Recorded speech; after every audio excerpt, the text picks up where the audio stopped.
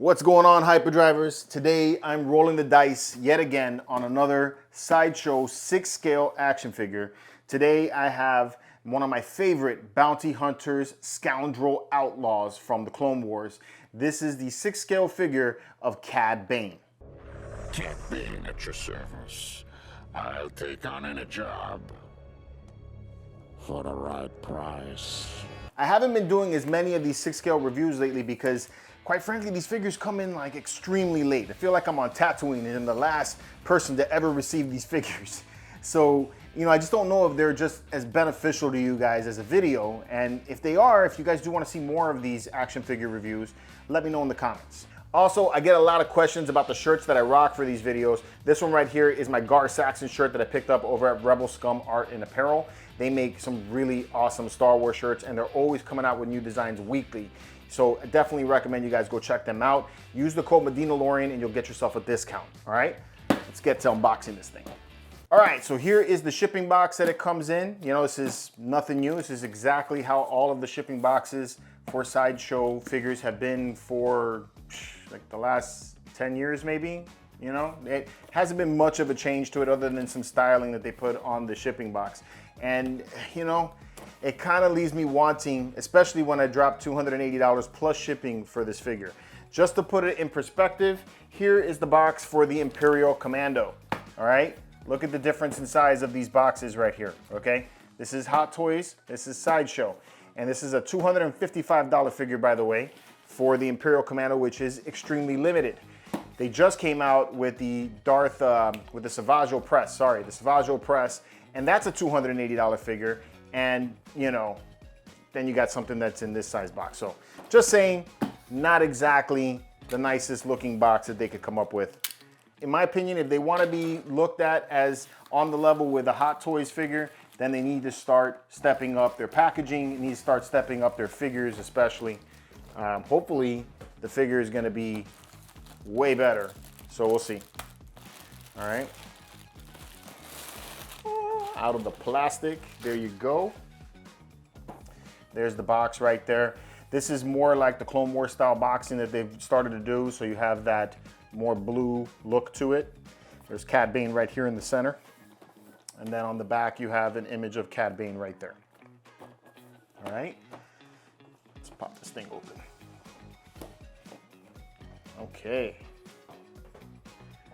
So you have a Cad Bane card right there that just covers everything. Gotta get that out somehow. Now it just slides over it. Let's pull this all out. I want you to take the figure completely out of the box. Oh, and you got different layers. First up, we got a base, which doesn't say the name of the character anywhere on it. Maybe there's a plaque somewhere else, so it's just a simple black plain base. It says Star Wars on the bottom. You got an insanely tall rod right here which plugs into the base. This is new. This is something I haven't seen done before. So this one has the crotch grabber on it, and then it also has a waist grabber, and then it looks like it has some kind of pole right here, which I imagine this is probably where Toto may mount to, or I don't know exactly how they're going to do this, but that's kind of cool that they have different options here, or different ways to hold on to the character.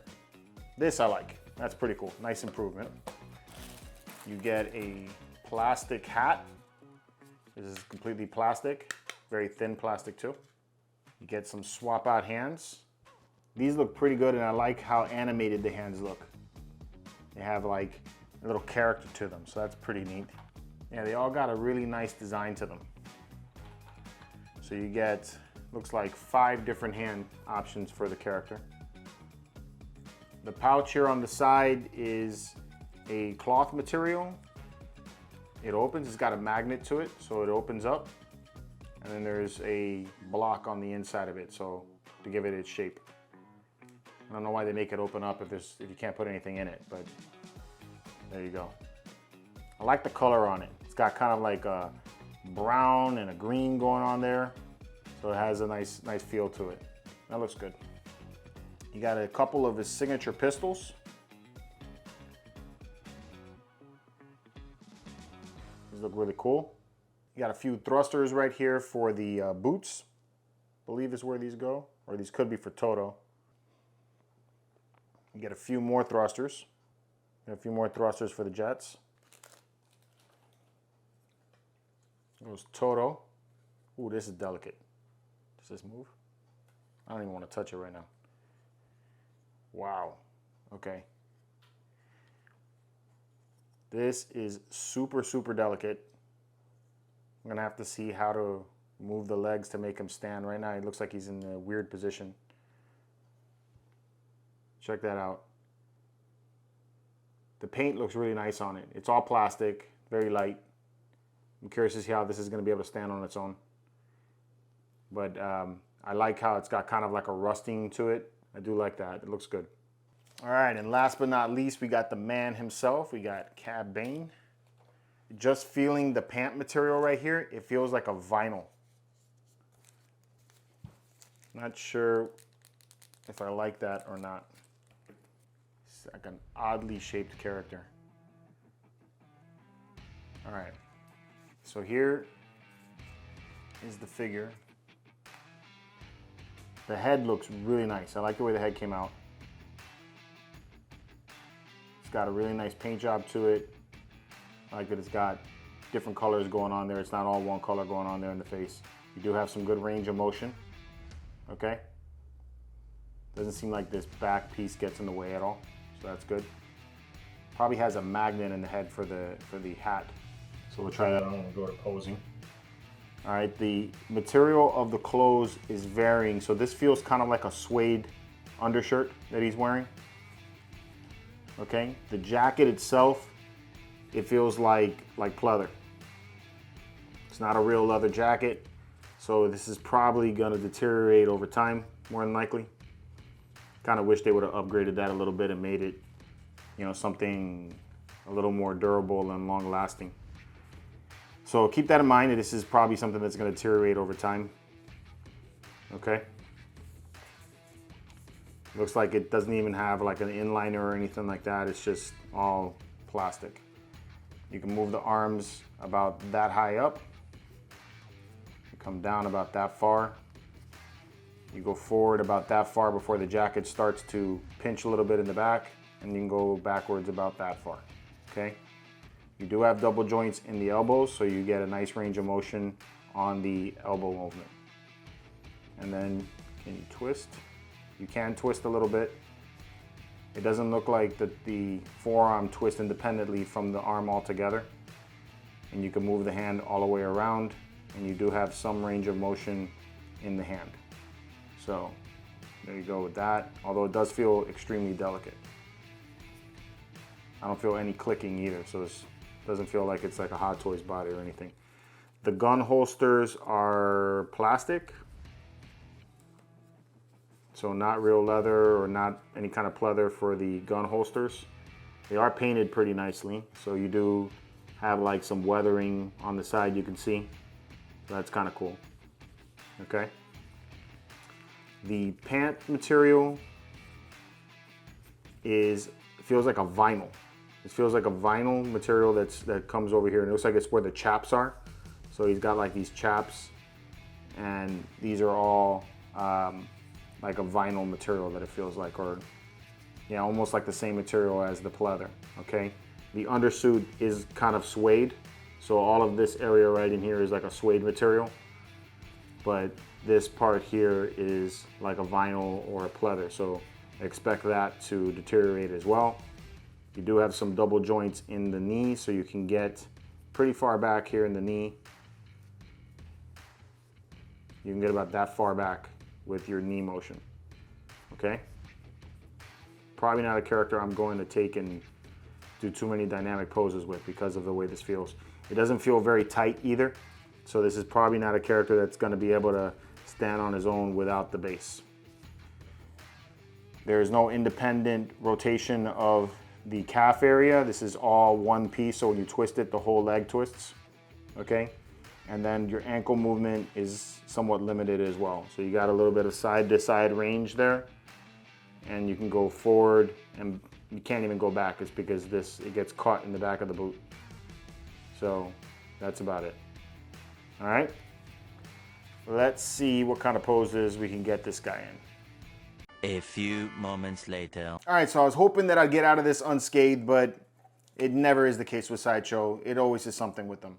So here's the base that it comes with, okay? And you can see that there's a peg hole that the rod sticks into, okay? And this is the rod that you get. Now you can see that there's just the part right here that connects into the bottom, and you plug this right into this hole, and that's how it's supposed to be. The only difference now that you can see, if you've been paying attention to the video, is that this part is supposed to be in here, and it currently isn't. And I'm going to show you exactly why this is not in this spot, all right? This is the rod that holds up Toto, by the way, which, you know, just to let you guys know, this thing is flimsy and delicate as all hell, so be very careful.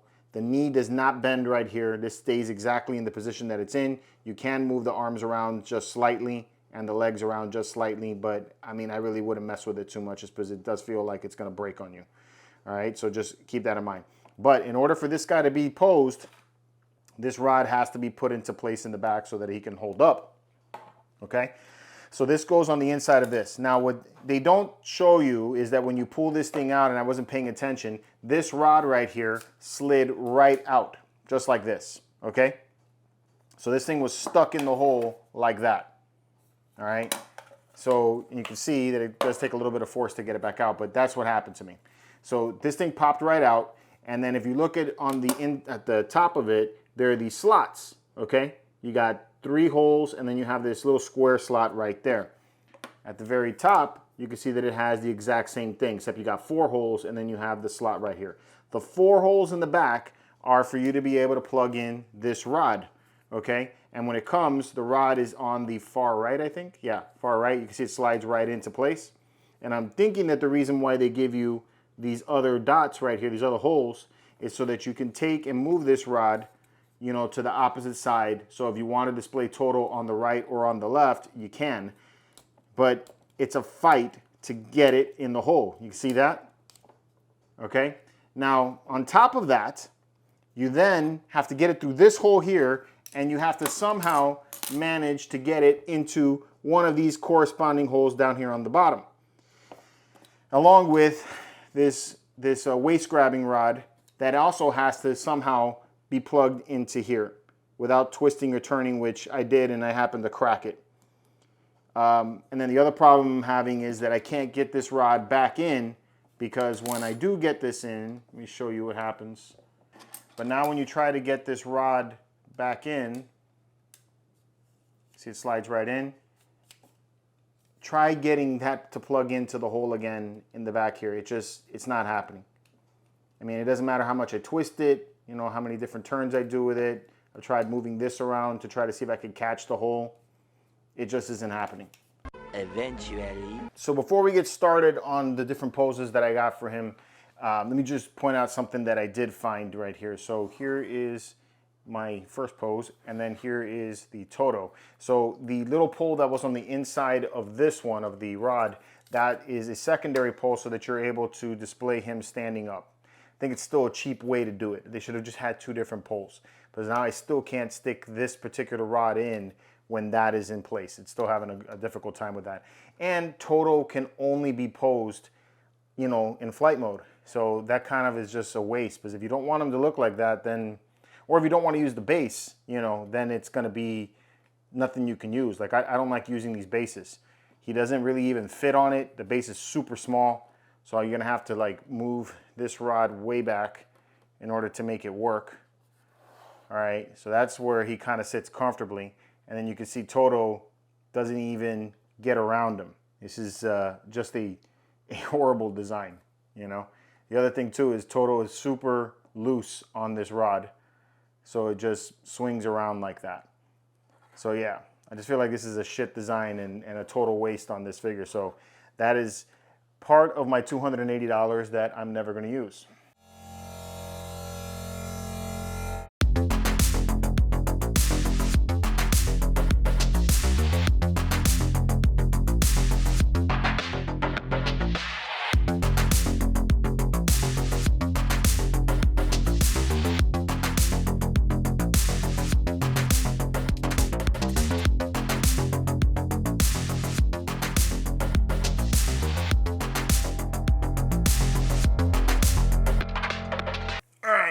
So I've been messing around with this now for about a little over an hour, 2 hours almost. And, you know, I wish I could say that I loved it, you know, because I really do love the character. I do love the character of Cad Bane. I think they did a really nice job with the design and the look. I think is really what they got. They got the look of this figure down, but the execution of it, just like everything Sideshow always does with their 6-scale figures, is cheap. It's done poorly. And I hate that they charge the prices that Hot Toys charges for figures when they don't follow through with the execution. You know, you have, for example, I have one of the hoses that broke off on me. They made this one out of string, but they made the other one out of a malleable wire.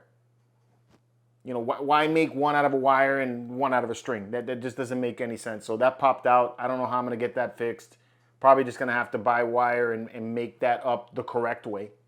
The fact that I can't have Toto but in the air and floating in the background, the way that the base gets put together, the fact that that cracked while I was working with it. The other thing, the big thing that really annoyed me after I just got finished putting it into poses and I was messing around with the hat, is that I actually scratched the forehead of the paint and it came off, and now there's kind of like a gray area there on the forehead. So I can't do anything but keep the hat on at this point. So, I mean, just overall, I'm really pissed off at Sideshow. I'm always mad at them, right? It seems like that seems like that's how it always is. But I mean, when you're spending $300 on something, you know, and what you get from them is a $150 idea, that's what you get from Sideshow. You know, they want to tell you, oh, it's worth so much money. It's because, you know, all the work that we put into this. I mean, follow through with the execution. How difficult is it for you to create the figure with quality products? Hot Toys does it, and some of the unlicensed companies follow through with better materials than you do, you know? So, you know, it's just, it sucks. My opinion about this one, I would wait for a sale.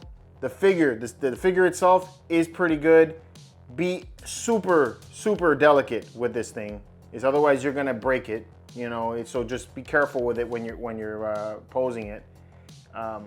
But yeah, I mean, I would probably give it like a 6.5. And I'm saying 6.5 is because Cad Bane is awesome. So it isn't Sideshow that's carrying those points. It's the character himself that's carrying those points. All right, not Sideshow. If this was another character, I would probably give this thing a 3 with the materials that they threw on this thing.